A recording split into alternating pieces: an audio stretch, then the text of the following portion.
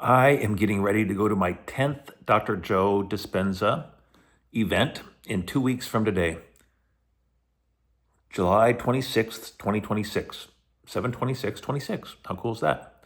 And this is going to be like any event, this is not like any other event I've been to yet. I am going back to Denver. I was born and raised in Denver, and I haven't even wanted to go to that city for years. So many memories, so much pain from the past, and now I'm actually looking forward to it because of all the work that I've done over the years. There's so many things that have happened that have got me ready for this.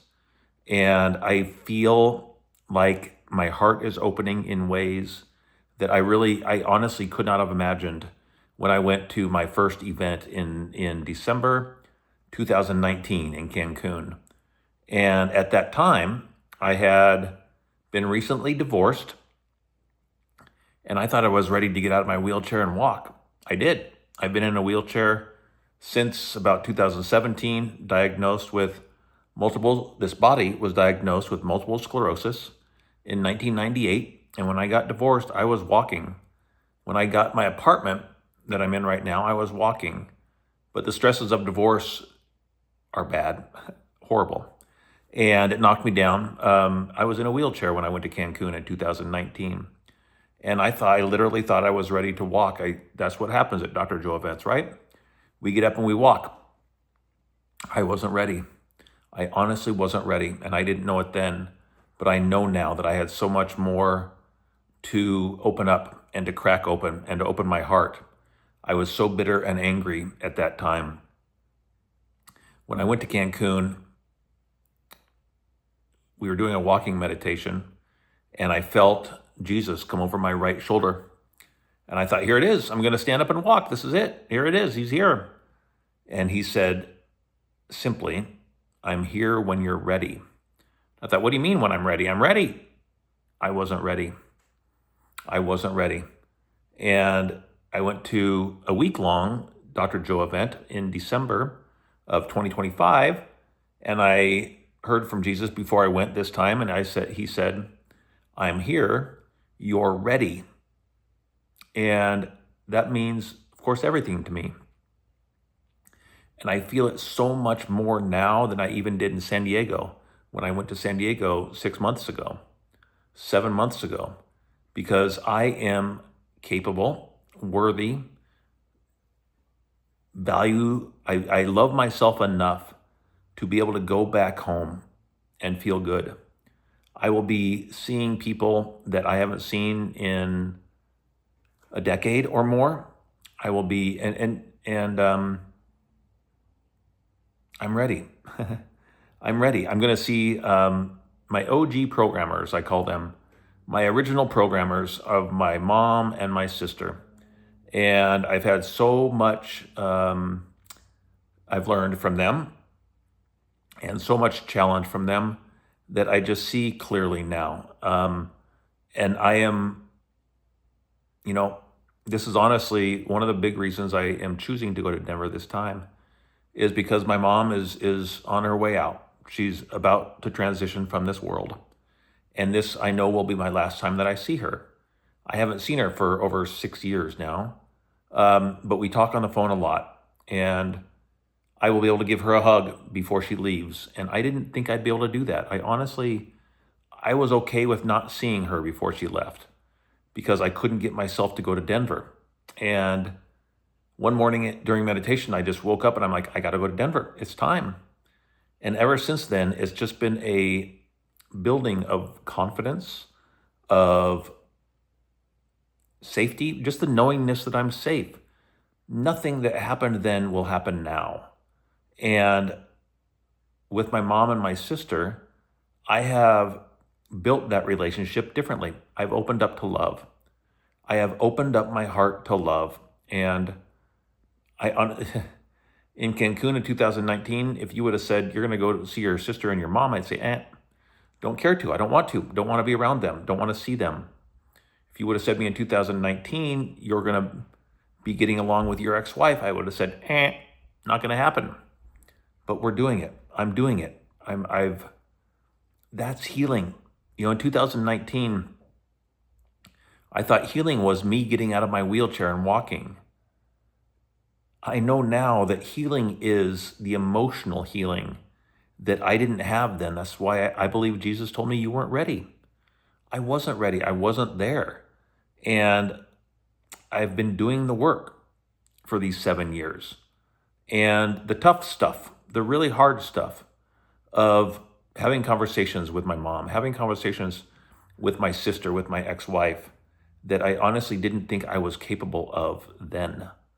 And now, I'm doing things now that, for instance, as I'm getting ready to go to Denver, I called 10 people, 10 family members in one day, and either talked to some of them or left messages. And maybe in 2019, I could call one person without getting overwhelmed and anxious. I called 10 people with zero anxiety.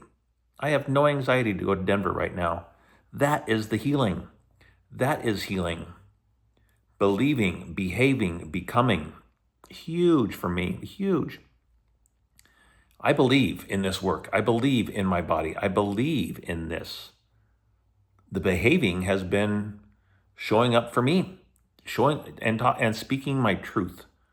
The thing that I'm very comfortable with now in going to Denver is that I know that I will say what I need to say when I need to say it. And unless that comes up, I don't need to worry about it. There's been, epigenetics, right? The internal environment. It's about the environment. And the environment that I was in Denver was unsupportive, was emotionally unavailable, especially from my mom and my sister. And the internal environment that I am in now is one of loving me. First and foremost, I didn't love myself then. I've never been able to, while I've been in Denver, I have never been in the place to regulate my my nervous system. I've never been able to regulate my nervous system the way that I know how to now. I've never been in Denver while I have a meditation practice like I do now. I didn't know about the importance of the breath and how to regulate myself just with my breath, and how to not fawn or give myself away to other people. I thought that in order to have a relationship with somebody, I needed to appease them. And that's not where I'm at now. I'm not in charge of their emotions. I'm not in charge of their reaction. I am available to love me, and I'm available to speak my truth. And I am open to, this is really big actually. And it's amazing that it's taken me this long to get to this point. But I now am open to receive the love that is available to me. It's there. So many of my family members are so excited to see me. The love is there. The disconnect was in my programming, was in my way of thinking that I see clearly now. And I'm not going to repeat the pattern. It's not going to happen. I'm showing up in my vibration, and people can either meet me there or we won't be hanging out. And I'm totally fine with that now. I'm not going to appease or I don't need to control the situation. I'm so looking forward to giving everybody a hug. I'm going to see my nephew and his 2 twin babies that I wasn't able to make it to his wedding. I get to meet his wife for the first time. I get to meet his babies for the first time. I get to meet my cousin's kids, who are like 6 and 8. I've never met them. And I rented an Airbnb, and they're going to come see me. And I'm just open to sharing with them and hugging them. And whatever happens, happens. It used to be, as I was in survival mode, I had to control things. I'm not needing to control this. And I'm witnessing myself in that space. I am so excited for this event. I am so grateful that I have done the work that I can go see my mom before she leaves this earth. I can go see my sister and give her a hug without any of the bitterness or anger. And it's taken a lot. It has taken a lot. I believe that the only way out is through. And I have gone through it. I've gone through it to be here. I'm ready to get out of this wheelchair and walk. I am. Let's do it. Let's go. And if that doesn't happen this trip, I'm okay with that, because it's who I am within this wheelchair. The wheelchair is insignificant. It's who I am within it that matters to me, that matters to my energy, to my vibration. That is my strength. That is my power. That is my courage to show up as me.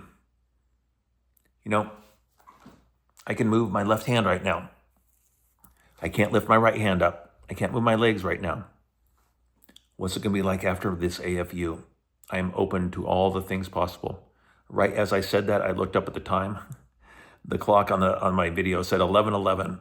Right as I said, I'm open to what's possible, and I am. I honestly feel like one thing that has held me back on my journey is my desire to control things. I can't control it. Give it up to God. I'm just not that good yet. As Dr. Joe says, I'm great at my meditations. I recently did a 90-day electric body challenge. I didn't quite make it to 90 days, but I did 80 days, and it changed things. And then, as can happen in my life, a pattern began, and I got a UTI, and something knocked me down. And I'm not going to let that slow me down. I see the pattern. I see the pattern in how I've done things in the past, and I'm changing that. I am the change. I am the problem and the solution, as I say to my counselor, in the most loving way. Because what a great gift, and what a beautiful life I have in front of me. I'm really, really grateful. I'm very excited to be at this event as a whole new person,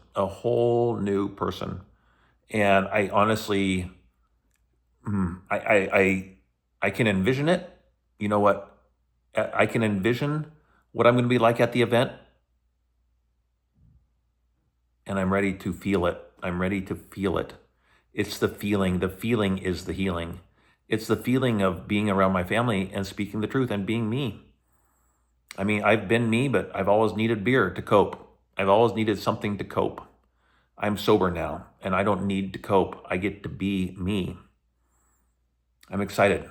I'm excited for this change. And I've earned it. I'm worthy of it. So, as I do when I end my videos, I always say love, love, love, and keep going, keep going, keep going. And for so long, that has been me. I would say love because I knew I needed to open my heart, which I have. I would say keep going, keep going, keep going, because I needed to tell myself to keep going, because this journey has not been easy. But because I've kept going, I get to experience Denver in a whole new way that I've never experienced before. And I am looking forward to this. My heart is open. I am ready to receive. I'm willing to receive. I'm worthy to receive. Looking forward to what's next. Love, love, love. Keep going, keep going, keep going.